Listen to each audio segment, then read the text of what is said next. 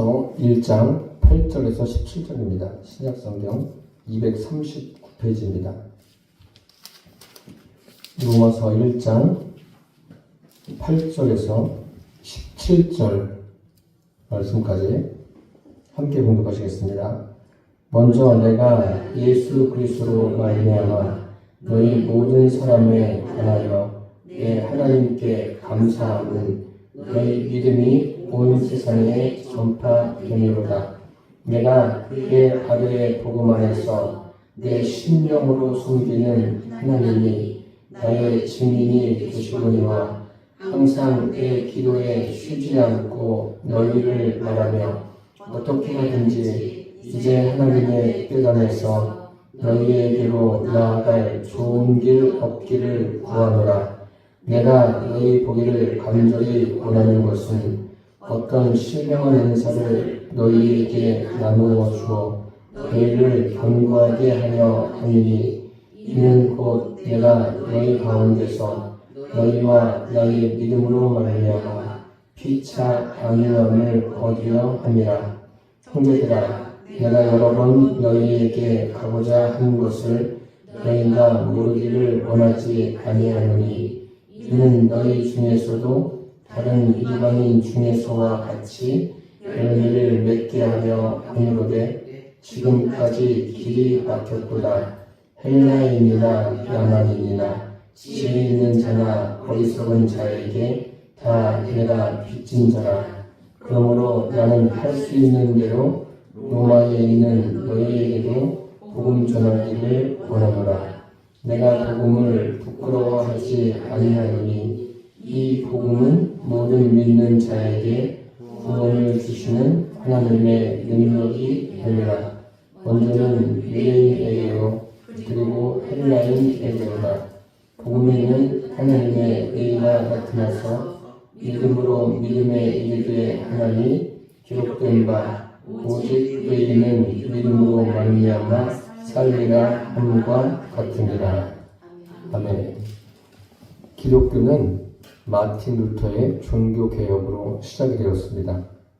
기독신앙을 바로 성립하려면 종교개혁의 동기와 그 내용을 아는 것도 필요합니다. 종교개혁의 동기는 다른 것이 아니라 로마 카톨릭의 부패로 인해서 마틴 루터가 종교개혁을 일으켰습니다. 이 종교개혁을 한 그 신학적인 동기도 다른 데 있지 않고 믿음의 문제입니다. 구원은 행위가 아니라 믿음으로 받는다. 그런 말이죠. 그래서 그 근거로 삼은 것이 로마서입니다. 이 로마서는 오직 믿음을 말씀하고 있습니다. 그렇다면 마틴 루터가 말하고 있는 믿음으로 구원받는 본질은 무엇입니까? 마틴 루터가 종교개혁을 일으켰는데 그가 말하는 이 믿음으로 구원받는 본질은 칭의에 있습니다. 칭의라는 것은 믿음으로 말미암아 의롭다함을 얻는다. 이 마틴 루터가 목숨을 걸고 종교개혁을 한 것은 참 귀한 일입니다. 대단한 업적입니다.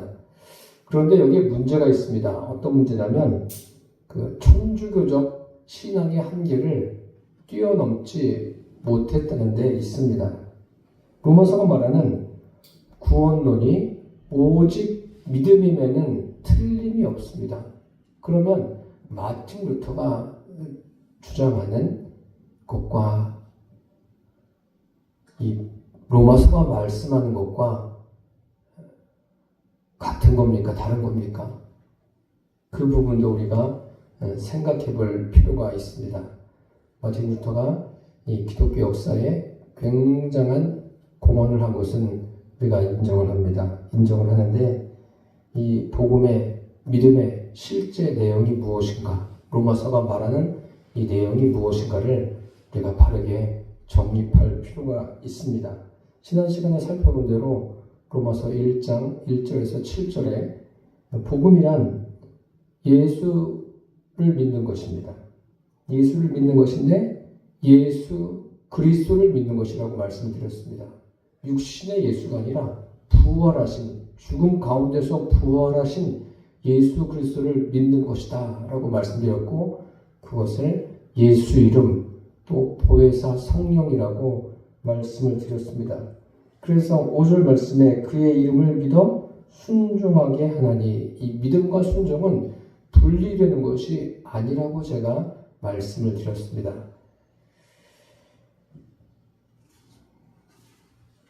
8절에서 17절까지 말씀하고 있는 내용도 그렇습니다. 믿음에 대해서 말씀하고 있는데 성화론을 말씀하고 있습니다. 그래서 이 구원론, 믿음과 성화되는 것이 분리되어서 알고 있는 분들이 많은데 그것은 분리가 아닙니다.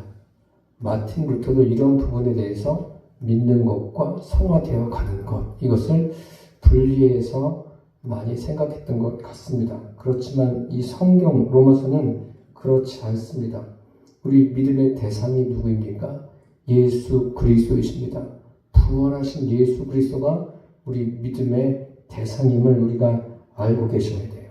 그분은 바로 보혜사 성령으로 우리 안에 임하여 계십니다. 16절에 보시면 복음은 뭐예요? 복음은 구원이에요. 복음이 예수 그리스도고 구원이고, 이 구원은 바로 하나님의 능력으로 이루어집니다. 복음에는 능력이 있다고 했어요. 이 능력이라는 것은 그 물리적인 능력을 가리키는 겁니다. 어떤 큰 변화를 가져오는 능력. 그래서 이 로마서를 통해서 말씀하고 있는 믿음의 대상은 삼위일체 하나님이시고, 믿음은 물리적인 그 능력을 가지고 있음을 알고 계셔야 됩니다. 그래서 오늘 8절부터 한 절씩 살펴보도록 하겠습니다. 8절에 보시면 먼저 내가 예수 그리스도로 말미암아 너희 모든 사람에 관하여 내 하나님께 감사함은 너희 믿음이 온 세상에 전파됨이로다 라고 되어 있습니다. 먼저라는 말로 시작합니다. 먼저 그러면 그 다음 둘째도 있고 셋째도 있고 그런 뜻이 아닙니다. 이 말은 가장 중요한, 다시 말씀드리면 무엇보다 중요한, 제일로 중요한 그런 뜻입니다. 제일 중요한 게 무엇이라는 거예요? 제일 중요한 것이 다른 것이 아니라 믿음이잖아요. 너희 믿음이 온 세상에 전파된 것. 지금 믿음이 중요한 거예요. 이 로마서만 믿음이 중요한 것이 아니라 인생을 살면서 가장 중요한 게 뭐예요? 돈이 아니라니까요. 어떤 명예가 아니에요. 지금 많은 사람들이 추구하고 따라가는 게 뭐예요? 돈, 명예, 권력을 추구하고 따라가지 않습니까? 그것이 세상을 사는데 필요하지만 가장 중요한 것은 아닙니다. 그것을 명확하게 해두시고 세상을 살아가야 됩니다. 오늘 말씀에 내가 예수 그리스도로 말미암아 너희 모든 사람에 관하여 내 하나님께 감사함은이라고 되어 있습니다. 하나님께 그냥 감사하는 게 아니에요. 예수 그리스도로 말미암아 감사하는 거예요. 이 감사라는 말의 헬라어는 유카리스예요. 은혜를 입었다라는 뜻이에요. 은혜를 입는 게 감사예요. 바울이 지금 감사하고 있지 않습니까? 감사하고 있는데 자신의 어떤 감정이나 의지를 가지고 감사하는 게 아닙니다. 우리 사람들은 어떤 감정이 동할 때 감사하고 어떤 의지적으로 감사하고 그런 게 인간관계에서 있지 않습니까? 필요하죠. 필요한데 이 성경에서 말씀하고 있는 오늘 이 로마서에서 바울이 말씀하고 있는 이 감사는 자기의 의지가 아니라는 거예요. 성령 안에서, 예수 그리스도 안에서 성령의 능력으로 인해서 감사하는 거예요. 무슨 말씀인지 이해가 되십니까? 이 로마서 내용이 다 이런 거예요. 지난 시간에 살펴본 대로 믿어 순종케 한다. 이 믿어 순종케 하는 이것도 믿음과 순종이 함께 이루어지는 것 아닙니까? 이것도 어떤 인간의 의지로 되는 것이 아니라니까요. 이 인간의 의지가 아니라 성령의 능력으로 믿는 것도 뭐예요? 예수를 주로 시인하는 것도 성령이 아니고서는 예수를 주로 시인할 수가 없습니다. 믿음을 갖게 되고 순종하는 것 역시 성령이 내 안에서 행하시기 때문에 순종까지 가는 거예요. 이것은 분리할 수가 없습니다. 이원화시킬 수가 없다는 거예요. 그래서 생각해 볼 것은 저도 어릴 때부터 신앙생활하면서 예수 믿는 사람들은 이렇게 살아야 돼. 믿는 것과 행하는 것을 분리해서 이분화시켜서 가르치는 그런 가르침을 많이 받고 자라왔습니다. 그런데 성경은 그게 아니라는 것이죠. 믿음과 순종은 이분화되는 게 아니에요. 하나라는 거예요. 너희 믿음이 온 세상에 전파됨이로다. 그들의 어떤 선행이나 구제나 전도나 모범적인 예배, 어느 교회가 크게 부흥하면 많은 교회들이 찾아와서 그 교회에서 어떻게 이런 일이 일어났는가 배우지 않습니까? 배우는데 여러 가지 원인들이 있겠죠. 원인들이 있겠는데 제일 중요한 게 뭐냐면은 한 가지밖에 없어요. 너희 믿음이 온 세상에 전파되었다. 바울은 지금 믿음을 이야기하는 거예요. 오직 믿음에만 초점을 맞추고 있습니다. 그러면 도대체 믿음을 어떻게 말하고 있습니까? 9절 말씀해 보니까 내가 그의 아들의 복음 안에서 라고 되어 있습니다. 그러니까 그의 아들의 복음, 예수 그리스도가 복음이라는 거예요. 복음이 무엇입니까? 예수 그리스도이십니다. 죽은 자 가운데서 부활하신 예수 그리스도가 복음이고 믿음의 대상이고 그분이 성령으로 내 안에 계신 것이 믿음입니다. 복음입니다. 이렇게 말할 수 있어야 돼요. 육신의 예수를 말하는 게 아닙니다. 육신의 예수를 말하는 것이 아니라 부활하신 예수님. 로마서대로 말하면 예수 이름, 보혜사, 성령, 이분이 바로 믿음의 대상입니다. 믿음은 굉장히 실제적이고 구체적입니다. 그리고 실체예요. 요한 1서 1장에 보면 태초부터 있는 생명의 말씀에 관하여는 우리가 들은 바요, 눈으로 본 바요, 자세히 보고 우리 손으로 만진 바라. 어떻습니까? 우리가 들었다고 해서 들은 바요, 눈으로 본 바요, 손으로 만진 바라. 이게 추상적입니까? 매우 구체적이고 실제적인 겁니다. 복음이 그런 거예요. 믿음이 그런 겁니다. 믿음은 추상적이지 않아요. 굉장히 실제적인 겁니다. 그래서 바울이 말하지 않습니까? 내 심령으로 섬기는 하나님이 나의 증인이 되시거니와. 하나님을 어떻게 섬긴다고요? 내 심령으로 섬긴다라고 말하고 있어요. 왜 심령으로 섬긴다 이렇게 말하고 있습니까? 복음은 영적인 거예요. 실제적이지만 영적인 거예요. 성령님은 영이십니다. 예수님께서도 그런 말씀하셨어요. 내 마음을 다하고 목숨을 다하고 뜻을 다하고 힘을 다하여 주 너희 하나님을 사랑하라. 그러니까 이 말씀이 뭐냐면 하나님을 사랑하는 것은 다른 데 있지 않고 그 시작이 어디부터요? 내 심령에서 시작해야 되는 거예요. 내 심령으로 섬기는 하나님. 그러니까 믿음이라는 것은 내 심령에서부터 시작되는 거예요. 그게 믿음인 거예요. 여기 그 다음에 항상 내 기도에 쉬지 않고 너희를 말한다 라고 되어 있는데 이것이 무슨 의미냐면 내가 너희들에 대해서 쉬지 않고 깊은 관심을 가지고 있다는 거예요. 로마에 있는 그 성도들에게 바울이 깊은 관심을 가지고 있습니다. 저와 여러분의 관심사는 무엇입니까?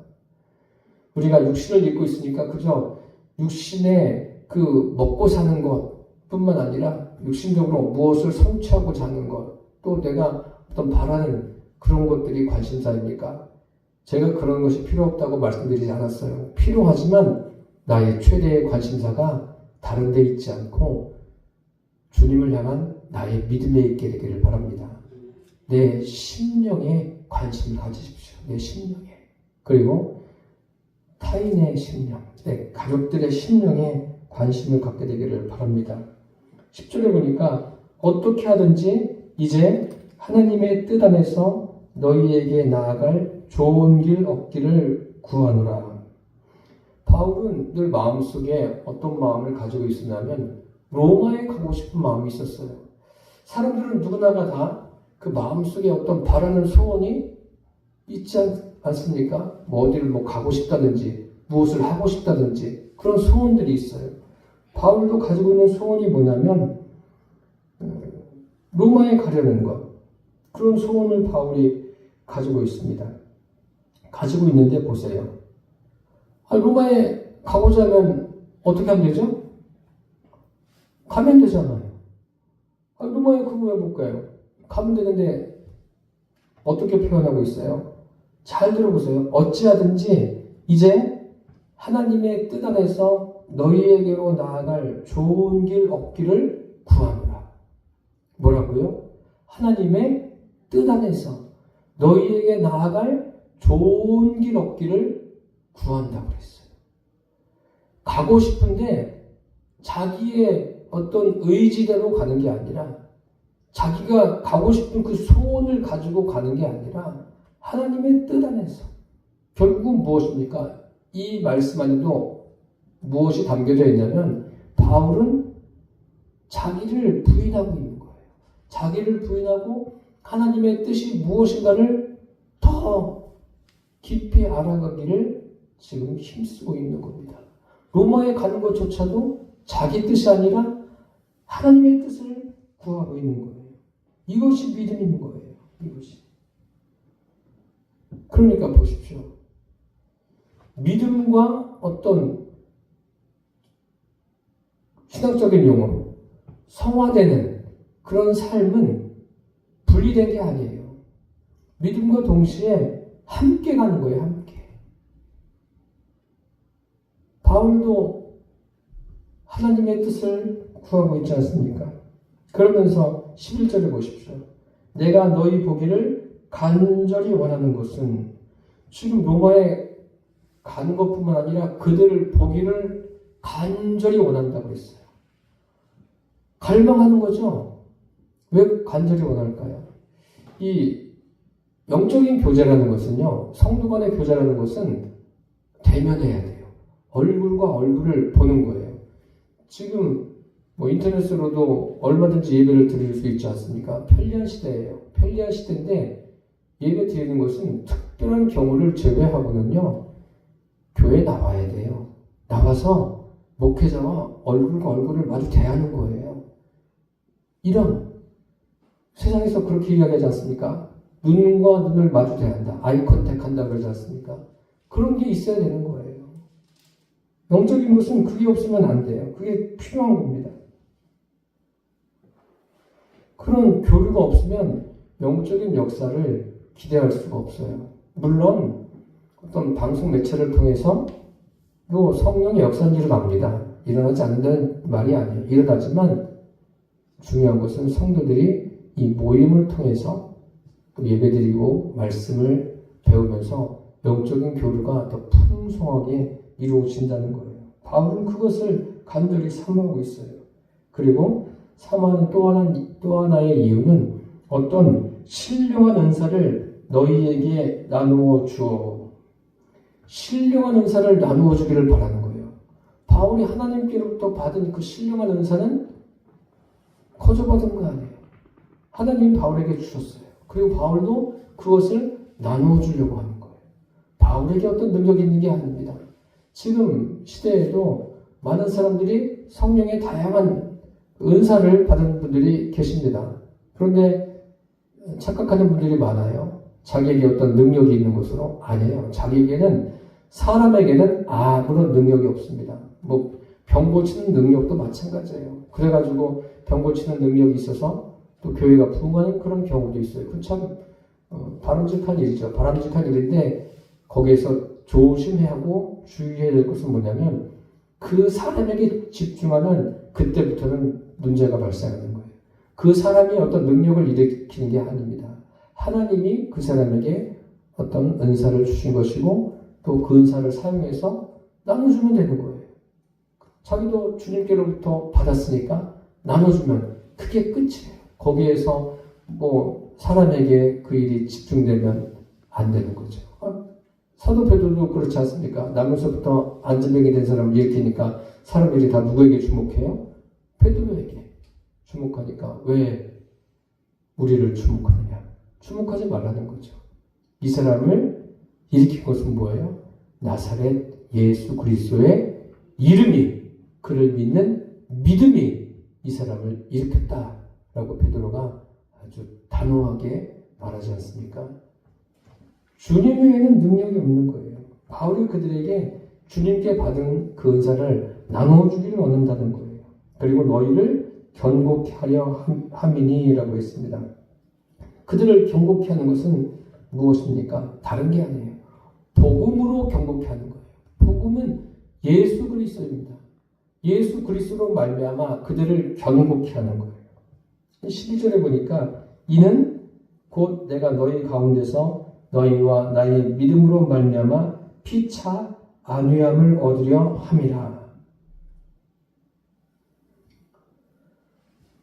그 믿음으로 서로 안위함을 얻으려 한다라고 했습니다. 이게 무슨 말입니까? 우리 모든 그리스도인들이 각 교회마다 성도들이 믿음으로 서로 안위함을 얻어야 돼요. 피차 간에 어떤 상태가 되어야 되냐면 어떤 교회든지 한 덩어리가 돼야 돼요. 뭐가 돼야 된다고요? 한 덩어리가 되는 거예요. 주님 안에서 하나가 되는 거예요.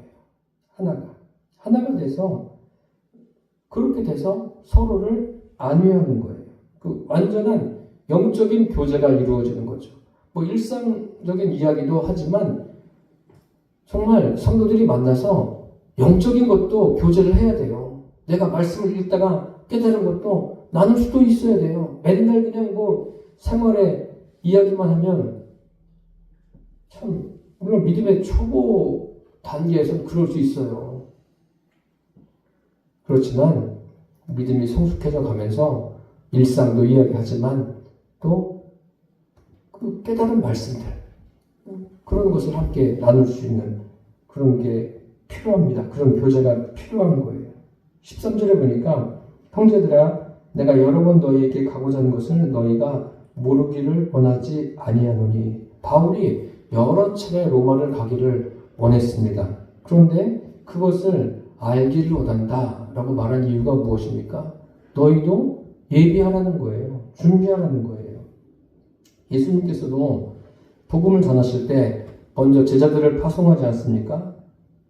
그 이방인들에게 복음을 전할 때 직접 전할 수도 있어요. 전할 수도 있는데 이방인들이 일단 어떤 상태가 돼야 됩니까? 그 율법을 또 들어야 돼요. 율법을 듣고 그 다음에 복음을 듣는 그런 그 과정이 있음을 바울이 이야기하는 거예요. 그런 것들을 준비하라. 그렇게 지금 이야기하고 있습니다. 그래서 이는 너희 중에서도 다른 이방인 중에서와 같이 열매를 맺게 하려 함이로되 지금까지 길이 막혔도다.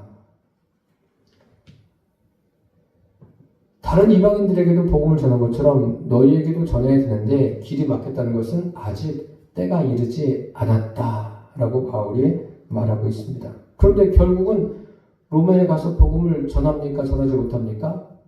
가요. 우리가 이미 사도행전에서 살펴보지 않았습니까? 14절에 보니까 헬라인이나 야만인이나, 여기 헬라인은 이방인을 말하는 것이 아닙니다. 이방인인데 사도행전 2장에서도 보는 바와 같이 유대교에 입교한 이방인들을 말하는 거예요. 이방인인데 유대교에 입교했어요. 그럼 그 사람들은 율법에 대해서 듣지 않겠습니까? 그리고 여기 야만인은 누구냐면 이방인인데 아직 유대교에 입교하지 않은 사람을 야만인이라 이렇게 표현해 놓았습니다.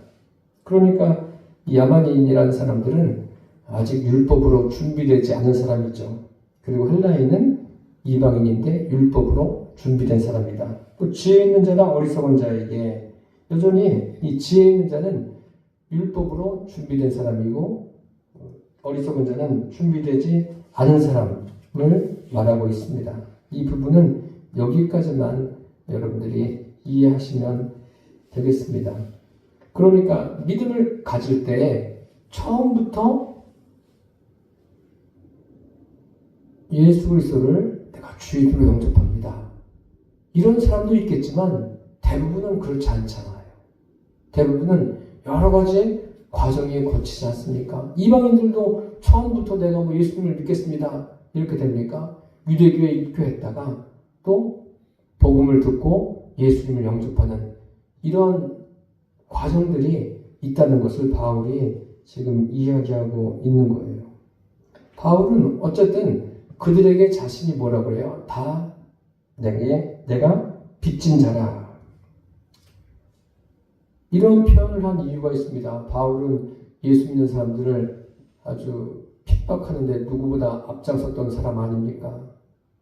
그러니까 바울이 당연히 아무리 예수 믿는 사람들 핍박해도 자기만큼 했겠느냐 그런 거 아닙니까?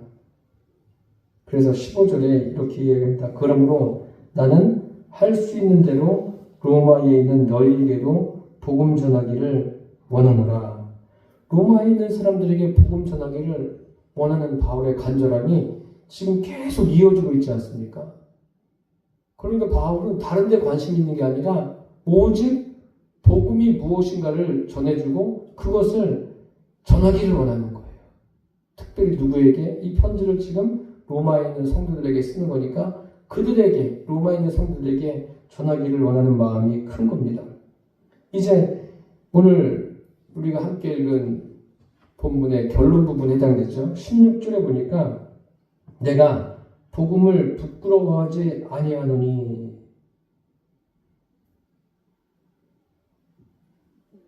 복음을 부끄러워하지 않는다고 했어요. 어디에 가서든지 자신 있게 이야기하는 거예요.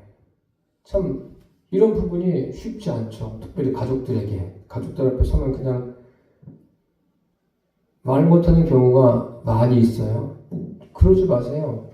가족들에게도 전해야 될 복음은 전하십시오. 전해야 돼요. 그 교회 다니고 예수 믿는 목적이 뭐예요? 다른 데 있지 않습니다. 예수 그리스도를 전하는 게 목적이에요. 그럼 이 복음이 뭐예요? 바울이 설명하지 않습니까? 복음이 무엇인지. 이 복음은 모든 믿는 자에게 구원을 주시는 하나님의 능력이 됨이라. 참 보세요. 복음은, 즉 예수 그리스도는 모든 믿는 자에게 구원을 주시는 하나님의 능력이라고 했어요. 이 복음은 그러니까 기복적인 게 아니에요. 어떤 복만 구하는 게 아니라는 거예요. 세상적인 것, 육신적인 것이 아니라는 거예요. 복음이 뭐예요? 모든 믿는 자에게 구원을 주시는, 영혼을 구원케 하는 하나님의 능력이 복음이라는 거예요. 지금 그것을 말씀하고 있는 거예요. 그러니까 인생을 살면서 가장 중요한 게 무엇입니까? 내 안에 예수 그리스도를 영접하는 거예요. 예수 그리스도를 영접했다. 조금 더 강한 이미지로 여러분들에게 말씀드리면 예수 그리스도를 소유한 사람만이 인생을 잘 사는 사람이에요. 인생을 제대로 사는 사람입니다. 그래서 바울이 이야기하지 않습니까? 이어서 이 복음은 구원을 주시는 능력이라고 했어요. 누구에게요? 첫째는 유대인에게요. 그리고 헬라인에게로다. 유대인이라고 그러니까 모든 유대인을 말하는 것으로 생각하시는데 그렇지 않습니다. 이 유대인은 누구냐면 복음을 받아들일 준비가 되어 있는 유대인을 가리키는 거예요. 헬라인은 누구예요? 헬라인은 이방인 중에서도 율법을 받아들인 사람이에요.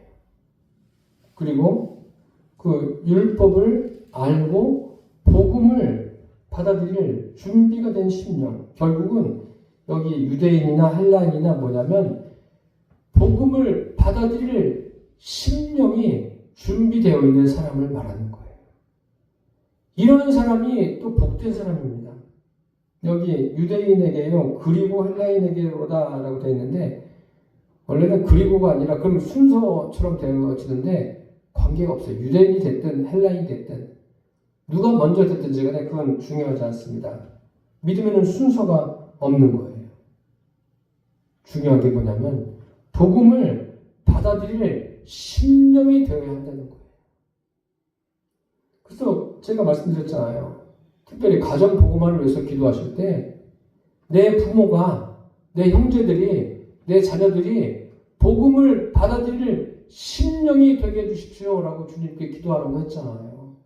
이것보다 우선되는 기도는 없어요. 우리는 그런데 그렇지 않아요. 당장에 문제가 있을 때 그 문제를 가지고 기도하는데 물론 그런 문제도 기도해야 되겠지만 그 심령을 위해서 기도하세요.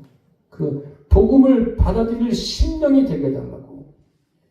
그거 안 되면은 참 세상 사는 게 참 답답한 거예요. 안타까운 거예요. 이제 바울이 17절에 뭐라고 말합니까? 복음에는 하나님의 의가 나타나서, 이 말이 뭐냐면 복음에는 하나님의 의가 나타내어진다는 거예요. 하나님이 그렇게 하시는 거죠. 그래서 믿음으로 믿음에 이르게 하나니, 믿음으로 믿음에 이르게 한다. 이 부분은 좀 이따 다시 더 설명을 드리도록 하겠습니다.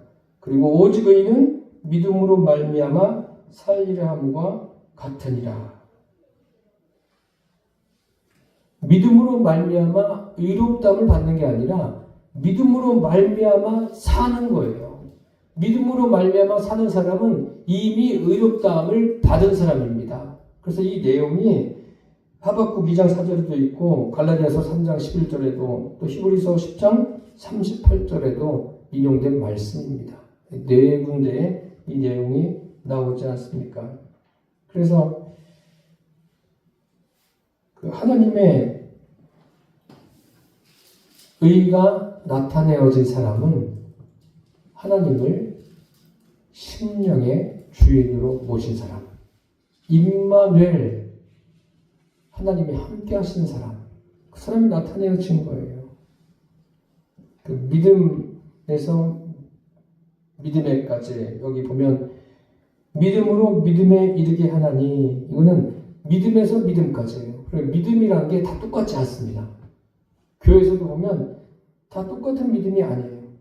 어떤 분은 그 믿음을 시작하는 사람 있죠. 시작하는 단계에 있는 사람, 아주 초보적인 믿음. 이 초보적인 믿음 있는 사람에게는 하나님께서 여러 가지 계시도 보여주세요. 특별히 또 하나님은 이 대자연을 통해서 이미 자연적인 자연 계시를 보여주지 않으셨습니까? 자연 계시를 통해서 하나님을 알리셨어요. 그건 다음 주에 또 로마서를 통해서 배우도록 할 겁니다. 자연을 통해서 알리셨죠? 그러니까 초보적인 믿음의 단계가 누구에게나 있어요. 그럴 때는 하나님께 무조건 구하는 거 아니에요. 하나님, 내가 이런 것이 필요합니다. 저에게 주십시오. 하나님, 내가 아파요. 고쳐주십시오. 물론 믿음이 성숙한 사람도 그런 기도를 할 수 있지만 믿음의 초보인 분들은 다 이렇게 해요. 이렇게 시작하는 거예요. 그러면서 그것도 하나님을 믿는 믿음이죠. 그러면서 믿음이 자라가요. 자라가면서 어떤 믿음으로 나갑니까? 하나님과 교제하는 믿음의 단계로 나아가요. 믿음의 초보일 때는 거의 하나님이 일방적으로 알려주실 때가 많이 있습니다. 그게 뭐냐면, 여러분 성경을 읽어보셔서 아시겠지만 성경 창세기를 보세요. 창세기를 보시면 하나님이 뭐 인간과 상의해서 뭐 하십니까? 그게 아니고 대부분 어떻게 하셔요? 일방적으로 하셔요. 이 우주 만물을 창조하실 때 누구랑 논의하셨습니까? 아니, 하나님이 하신 거예요. 그래서 창세기는 하나님이 일방적으로 역사하시는 내용이 주를 이룹니다. 그러다가 출애굽기부터 시작해서 쭉 구약을 넘어가다 말라기까지 계속 읽어보세요. 하나님께서 사람들하고 이제 대화하셔요. 교제하시면서, 말씀하시면서, 그렇게 하시면서 역사를 이루어 가시지 않습니까? 이렇게 초보적인 믿음은 하나님께 구하고 일방적인 역사를 바라는 일들이 많지만 그 다음에 하나님과 교제하는 믿음의 단계로 나아가게 되는 거죠. 그래서 하나님이 계시를 보여주세요. 어떤 계시입니까? 특별 계시. 특별 계시가 뭐예요? 하나님의 말씀이죠. 말씀으로 계시하세요. 그러면서 이 성경을 통해서 하나님과 교제하면서 나가요. 그리고 거기에서 끝나지 않습니다. 그렇게 믿음이 자라가면서 하나님과 하나됨. 물론 예수님을 영접하는 순간 하나님과 하나가 되는 거예요. 그런데 처음부터 하나님과 하나됨을 깨닫고 믿음이 깊어지는 경우도 있지만 대부분은 시간이 흘러가면서 이런저런 과정을 거치면서 임마누엘이 이거구나. 하나님이 나와 함께 하시고 내 안에 성령님이 계신 것이 이런 거구나. 깨닫게 됩니다. 그것을 깨닫게 되면은 더 믿음이 깊어지고 대부분 어떠한 현상이 일어납니까? 어떤 일이 있어도 감사하게 되죠. 감사하게 되는데 어떤 자기 감정이나 의지를 앞세워서 감사가 아니라 성령님의 그 역사하심에 따라서 감사하는 경우가 많아집니다. 이렇게 믿음은 점차적으로 믿음에서 믿음으로 나아가는, 믿음이 초보적인 믿음에서 여러 가지 과정을 거쳐서 성숙한 믿음으로 나아가는, 바울이 지금 그것을 이야기하고 있는 거예요. 복음에는 하나님의 의가 나타나서 믿음으로 믿음에 이르게 한다. 무슨 말씀인지 이해가 되십니까? 우리의 믿음이 그렇게 되어진다는 거예요. 그래서 성경이 말씀하고 있는 그 의로 하시는, 또 우리가 성화라고 말하지 않습니까? 거룩하게 되어져 가는 그런 목적지가 어디입니까? 에베소서에 보면 그리스도의 장성한 분량이 충만한 데까지 이르러야 된다고 말씀하고 있고, 레위기서에 보면 어떤 말씀이 있냐면 하나님의 거룩하심과 같이 너희도 거룩하라. 또 마태복음에 보면 하늘에 계신 아버지의 온전하심과 같이 너희도 온전하라. 가능합니까 이게? 우리가 거룩해지고 하늘에 계신 그 하나님과 같이 온전하게 되는 게 가능합니까? 불가능해요. 그런데 왜 이런 것을 요구하죠? 이것은 다른 게 아니라 하나님 자신이 아니면 안 되는 거예요. 하나님께서 함께 하셔야 되는 거예요. 믿음에서 순종으로 나가는 게 내가 의지를 가지고 해서 되는 게 아니라 하나님이 함께 하셔야 가능한 거예요. 우리가 신학적인 용어로 구원론, 성화론 이렇게 말하지만 이것은 분리할 수 없는 거예요. 믿음으로 구원받았으면 하나님의 자녀로 살아가는 것, 성화가 되어가는 것은 되어지는 거예요. 무엇으로요? 내 안에 계신 성령의 능력으로 되어지는 거예요. 이거를 되어지는 게 아니라 내가 하려고 막 길을 쓰고 애쓰니까 하다가 안 하고 하다가 뒤로 올라가고 그렇게 되는 거예요. 이건 분리될 수 있는 게 아니에요. 내 의지와 결단을 가지고 되는 것이 아닙니다. 목사님, 나중에는 어찌어찌 하다 보니까 되는 사람도 있는데요. 되는 사람이 있는 게 아니라 깨닫는 거예요. 뭐를요? 이렇게 하면은 안 되는구나. 그렇게 깨달아야 맞는 거예요. 그래야 그때부터 비로소 자기를 부인하고 오직 성령님만 의지하게 되는 겁니다. 그 예수님께서도 마태복음 13장에 천국 비유를 하십니다. 겨자씨 하나리 자기 밭에 심겨져서 싹이 나요. 그래서 자라잖아요. 새들이 깃들 정도로 커져요. 결국은 나무가 자라나는 거예요. 그리고 꽃도 피고 열매도 맺고 그런 거 아닙니까? 우리가 주님께 복음이신 예수 그리스도께 심겨지기만 하면 되는 거예요. 그분이 내 안에 계시기만 하면 돼요. 그러면 그분이 나에게 소원을 주셔서 우리가 주님 안에서 각자에게 주어진 삶이 사라지는 거예요. 구원과 성숙이라는 것은 이원화되는 게 아닙니다. 하나예요, 하나. 그래서 구원받은 사람은 성령의 능력으로 삶을 살아내는 겁니다. 우리가 임마누엘이신 하나님이 내 안에 계시지 않습니까? 그분이 내 안에 계심으로 저와 여러분이 각자에게 주어진 삶이 사라지시기를 바랍니다. 내가 무엇을 하려고 기를 쓰고 애쓰는 것이 아니라 내 안에 계신 성령님이 계셔서 나에게 내가 깨달아지고 그 각자에게 주어진 삶이 사라지는 것. 이것이 바로 그리스도인의 삶입니다. 그래서 복음은 예수 그리스도예요. 또 우리의 삶은 그 복음의 능력, 예수 그리스도의 능력으로 사라지는 거예요. 우리의 삶이 그렇게 되시기를 예수님의 이름으로 축원합니다. 기도하겠습니다. 살아계신 주님, 복음이 예수 그리스도이심을 알게 해주셨습니다.